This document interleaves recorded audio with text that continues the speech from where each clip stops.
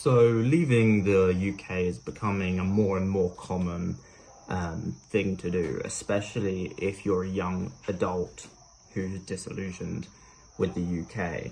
So I'm going to show you step by step how you can get out, basically.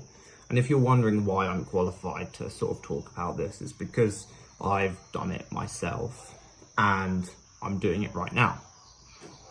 So make sure you stick around to the end of the video, because at the end I'll give some first-hand tips that will save you time and money so you can learn from the mistakes that I made. Now, I think the first thing to remember is that this won't happen overnight. That's the biggest thing to take away from this. It's a long-term commitment, and it will likely take you 2 or 3 years to do it properly. And that's why the first thing that you need to do is establish why you want to leave, right? Is it because of economic reasons? Is it because you're unhappy with the direction UK is going politically? Or is it something else? These things are important to establish. The main reason why it's important to be established is because it will take you through the hard parts of leaving, right? When times are tough, when it's been a long day and you have to go home and work, it's a good reminder of why you're doing what you're doing. Now, going to the practicalities, you can't leave without money, sadly, right? We all wish, money wasn't an object, but it is, right? Especially if you're young. So our first goal is money, right? So firstly, get a job, okay? Any job. The more it pays, the better. But ideally consider what you're interested in, that will help, and what you'd want to do remotely, or what business you'd want to start eventually. I'm not saying start a business immediately. So for example, if eventually you want to run a social media marketing agency, it makes more sense to work for an online marketing business, so you get experience and then you can start more quickly when you go to run your business. But a few examples of jobs you could do is like a sales job. The only thing to consider with this is that it's higher risk, right? Obviously it's high reward, but I know people who have taken on sales jobs expecting the high reward, but they've just ended up getting shafted. And you don't want to waste time, really. So just take that into consideration. You could learn a trade. In the UK, trades are quite good. You can do an apprenticeship.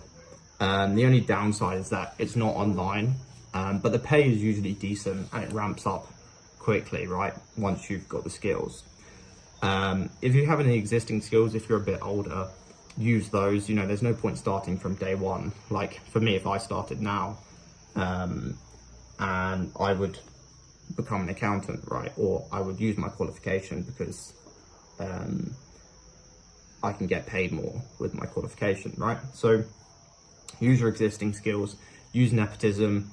Everyone talks badly about it, but if you have friends or your parents or whatever connections in an industry that can get you a higher paying job, talk to them, say you're interested, have an interview with them. Just, you've got to use everything to your advantage. You might as well. And if you're, let's say you found an industry you specifically want a job in, let's say accounting, but you're looking for jobs and you've not been hired yet, just get a job in the interim, right? Get a job at Sainsbury's, get a job working in a supermarket. Just something to start stacking some money, right? Now, let's say worst case scenario, you get like a minimum wage job. You've got no skills, no nothing, right? And you earn 1.8 grand a month or so. I think that's around minimum wage after taxes, okay? Full time, that is. Now, let's presume eventually you'll want a remote job for when you move, and that you will want to earn a UK income remotely, because that's what most people want to do. You don't want to be, for example, living in Guatemala, earning a Guatemalan pay or a Guatemalan salary. You don't want to be doing that. You might as well stay in the UK. So we'll get to that later in the video. But for now, it's more important that you earn money as soon as possible, rather than waiting around for a remote job that might or might not come along. So just get money, get a job.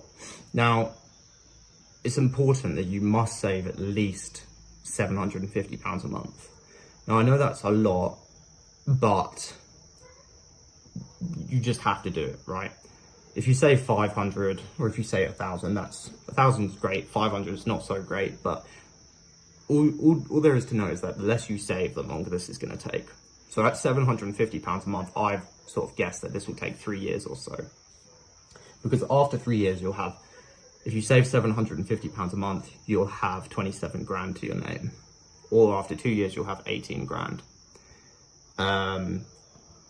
If not, you might have a bit more, to be fair, because if you invest it in an ETF fund or an index or a cash ISA, you'll get a bit of a return. So just bear that in mind. But bear in mind, if you invest in an index fund and then the stock market has a bad few years, then you might have a bit less.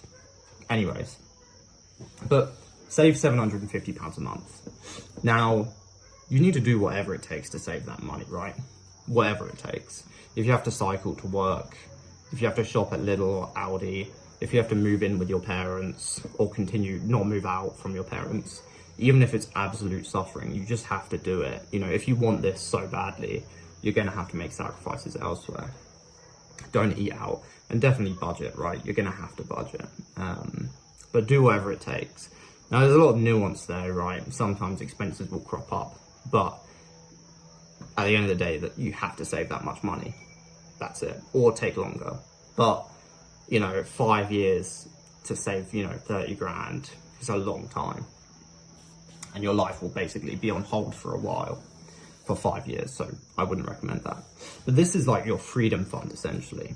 This is your safety net to cover any one-time costs, to get you settled in your new country, and to turn the dream into a reality, basically. And that, just as I'm talking, right, that's going to be chugging away in the background. You're going to be saving monthly. It's just a monthly thing, right? Automate it. There's loads of videos on how to save money, right? Just go watch one of them if you're not sure. Next, you need to start working on your remote income, right? So obviously, as I mentioned before, you're going to be wanting to earn UK income in a foreign country, right? So you need an avenue to remotely work. And there are two ways of this in my mind, right? You either get remote employment or you set up a business, right? Serving clients in the US or the UK, right? In terms of remote employment, the main ones that come to mind is like being a remote salesman. There are remote finance jobs, but, well, that was my original goal, to become like a remote accountant employee, but I found it very hard to find any jobs for that, and I couldn't find any remote jobs. So in the end, I decided to join my brother with his business. But if I could have had a choice, it would have been to have a remote accounting job, right? Or maybe both. If you went into like another avenue for your employment, for example, you chose to be a plumber or something, you'll probably have to go the business route, to be fair. Because remote jobs are really hard to find, in my experience. So just as an example of some businesses you could start, I'm not going to go like into loads of detail for the businesses, because there's so many videos, but it's got to be a service-based business, basically, because you're not going to have your 30 grand. You could start a business with that, but I wouldn't recommend it, because that's what you need to live with, essentially. So a service-based business is low overheads. You always hear social media marketing agency, whether that be leads or social media posting or Google ads, Facebook ads. I mean, at the end of the day, people will always need customers. And if you pick a decent niche, you should be able to make some money. So that would be my suggestion. That's what I'm doing. Now, the most important bit is working on this business on top of your employment whilst you're in the UK. You don't want to quit your job, and then run this business. Be like, it doesn't make sense to, firstly, because you need to work on the business for a while. Presuming you're, 19 years old, 20 years old, no one's gonna want to employ you in terms of your business unless you have some results. So you need to work on the business for a while, get some experience, and get it to a good size before you quit your job. Now, obviously running a business is a massive thing in of itself, and There's loads of videos on it. I've done videos on it, so you can go watch those. And I'm definitely not an expert, but from my experience, it will take so much longer than you expect it to. You're gonna have to work for free to get reviews at the start. Don't be afraid of doing, offer a 14-day trial, a 30-day trial, and just ask for a review in return. Ask your friends. Remember, you do have enough time after work to do this. You're gonna convince yourself that you don't, but you do. And just pick one business avenue and just stick with it. No shiny object syndrome, because I know for me, when I was 18, 19, 20, I was just jumping around like lead generation. I was jumping around niches. I was going to start like an accounting firm. Whereas if I just picked something from 18 and just stuck with it, I'd be making a lot more money than I am now. So those are my quick tips for that.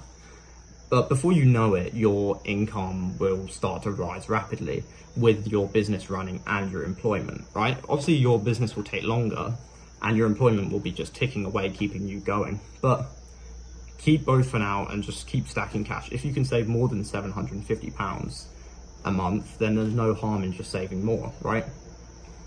In 3 years, you should have 30 grand saved. Hopefully, you should be making a good wage from your business, and your initial reviews and experience should start bringing in more money, right? Your free clients turn into paid clients. And realistically, you'll probably be earning more from your employment as well. Because by now you'll have 3 years of experience and you're going to be paid more. If you became a plumber, you're going to be worth more to your business, to your company, employer, with 3 years experience. So you should be earning more, and the £750 should be very attainable, if not more. Now, if your business is replacing your income, probably now's the time to make the transition. You've got your savings, your business, let's say you're earning 2 grand from your business, 3 grand from your business, and your employment. Well, now that replaces that. If your business still doesn't replace your employment income, then you need to decide whether you're just going to go for it or not, right? And in terms of what I mean by that, are you just going to quit your job? Let's say you're earning £1 grand from your business. If you went full time on your business, quit your job, you'd probably be able to get more clients in and focus on it and free up headspace. So you just need to decide whether you want to take that risk, because it is a risk. Personally, I do recommend just taking the plunge, because I think if you've got to this point, you'll probably rise to the occasion. But obviously it does depend on your risk tolerance. But if you do decide to take the plunge, at least you'll have a huge savings buffer, which will give you time to increase your income. And you don't necessarily have to move, right? You can quit your job and work from the UK for a year until it's more stable, your income. Now, obviously, I've sort of ignored this, but you need to consider where you actually want to move. Now, this is a bigger question than you probably think. It's like, I just want to get out of the UK. But it's like, where do you actually want to go? Because, Dubai might be the obvious choice, but it's not. You might want to go somewhere else.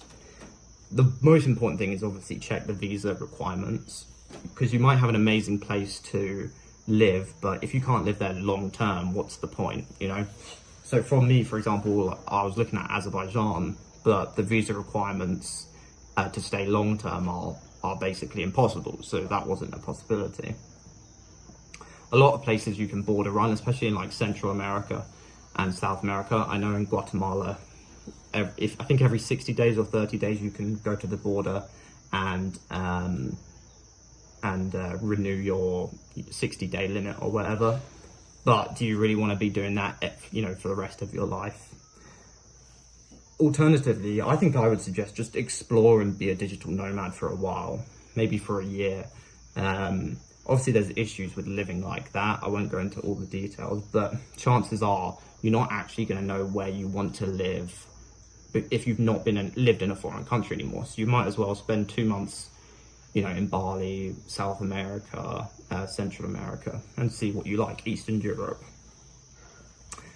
Other things to consider would be just the cost of living, the language. Do they speak English? That's a big one. how safe the country is, the time zone. If your clients are in the UK and you're in Central America, you need to be aware that you're going to have to wake up early to catch like the morning times. And also like infrastructure. If you're running a service-based business, you need good Wi-Fi, right? But with Starlink, that's less of a problem. But now, 3 years on, you should have 30 grand in savings. You should have a business which has replaced your income or is going to replace your income, and that you can work on from abroad. And you should be able to leave England. Yeah, obviously I've made it sound a lot simpler. You know, there's going to be ups and downs in that process, but overall, you should be in a good position at this point to leave. Now, I just want to go into a few like common pitfalls that people run into, you know, along the way in those 3 years. When you start earning, or when you start having savings of like 30 grand, for example, especially if you tell people about it, they're going to be telling you, especially the older people, they're going to be telling you to just buy a house, right? Because that's the safe thing to do. And that's what I was tempted myself, to buy a house. And obviously that takes up all of your savings, but you convince yourself like that's the safe thing to do, right? And just be aware that that will sort of kill your goal of moving. You might convince yourself that, oh, I'll rent it out and I'll get that income, but realistically you're going to have to start again, and you've got this property tying you down. You might as well just stay in England at that point, right? So you want to avoid that. Second is like lifestyle inflation. Again, this will kill your savings and just slow down your progress. You know, if you get a new car, you know, it's tempting, especially if you get a pay rise, get a new car, get nicer clothes, go out more, eat out more. But again, this will just slow down your progress. And again, just a few more final points. Leaving the UK won't actually save you if you're running away from something. Like, let's say you're depressed or you've got other mental health problems. You know, leaving the UK won't magically fix you. I think that just goes without saying, but I thought I'd say it anyways. I think you should remind yourself what you're leaving behind. Like, leaving the UK sounds like this like magic answer to all of your problems. You know, I'll just get out of here, no tax, I'll be so happy. But remember, like, you're leaving behind your family, your friends, your security. You know, they might not be happy that you're going. They might think you've ditched them, especially your family. And you might need to consider the possibility that you might be lonely in a new country, especially if you don't speak the language and if you don't choose a place which has other digital nomads. It might be hard for you to make friends. I think you should keep in mind the UK residency and tax issues. Don't just ignore them and hope that it will all be okay, because that can trip you up. It doesn't cost much just to get somebody to give you some advice online. Just pay, you know, £100 or whatever, because it'll be worth it in the long term. And just don't ChatGPT it, because, you know, it'll point you in the right direction, but chances are it'll mess up on the nuances. And remember, the timeline of 3 years, 2 years is realistic for disciplined people, but not for people who aren't, right? Or people who are risk averse and they're not willing to take on big risks. Realistically, a lot of you people watching right now won't actually make it. You know, big costs come up which eat up into your savings, big life events, maybe someone dies, maybe you'll get sick, maybe you'll change your mind. But the longer you wait, the more likely it is that this won't work and your move won't happen.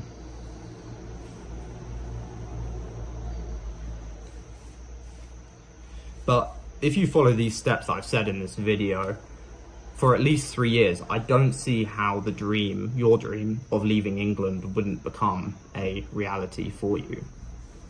And if you've watched to the end of this video, please make sure to subscribe and leave a comment on your thoughts and whether this video has helped you.